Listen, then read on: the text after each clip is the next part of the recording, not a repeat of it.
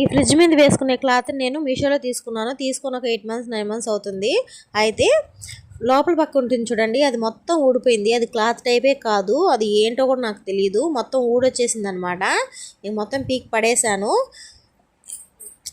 దీన్ని కూడా పడేద్దాం అనుకున్నాను, కానీ బాగానే ఉంది కదా, మనం ఏదో ఒకటి ఆలోచించి యూస్ చేసుకుందాం అనుకున్నాను. అలాగే వేసేయచ్చు, కానీ పాకెట్స్ కావాలి కదా, అందులో ఏదైనా పేపర్స్ అవి పెట్టుకోవడానికి బాగుంటుందని ఇంకా పాకెట్స్ అయితే కుడదాం అనుకున్నాను.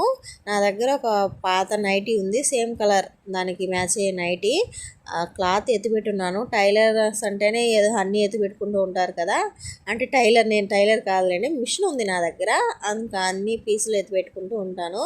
అలా దీన్ని కూడా ఎత్తిపెట్టాను. ఈరోజు దీనికైతే పనికొచ్చింది అనమాట. ఇంకా దానికి సరిపోయే విధంగా క్లాత్ని అయితే కట్ చేసుకొని ఈ 4 సైడ్ కుట్లు వేసుకోవాలి. ఈ లాస్ట్ కార్నర్ అండ్ కింద ఆవార ఇక్కడ ఓపెన్స్ ఉన్నాయి చూడండి, పైకి ఎత్తి కింద కుట్టు వేసుకోవాలి. అప్పుడైతే మనకి పాకెట్స్ రెడీ అవుతాయి.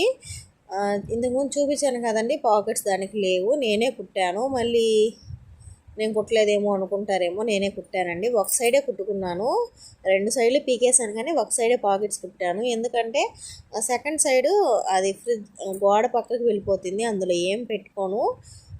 అందుకోసమనే అందులో ఆ పక్క స్టిచ్చింగ్ చేయలేదు, ఒక పక్క మాత్రమే స్టిచ్చింగ్ చేసుకున్నాను. ఇంకా ఇప్పుడు ఇది ఊడదలేండి, క్లాత్ కదా, ఇంకా చాలా రోజులు ఉంటుంది.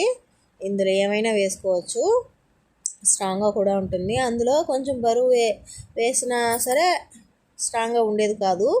ఒకటైతే చిల్లే పడిపోయింది, ఇదైతే చిల్లు పడదు, ఏమీ పడదు, కొన్ని రోజులు ఉంటుంది. నా ఐడియా ఎలా ఉంది ఫ్రెండ్స్, మీకు నచ్చిందా? నచ్చితే కామెంట్ చేయండి. అలాగే మన ఛానల్ని సబ్స్క్రైబ్ చేసుకుని సపోర్ట్ చేయండి. ప్లీజ్ సపోర్ట్ మీ. ఇలా మంచి మంచి వీడియోస్ మరెన్నో మన ఛానల్లో వస్తాయి, చూసేయండి. బాయ్.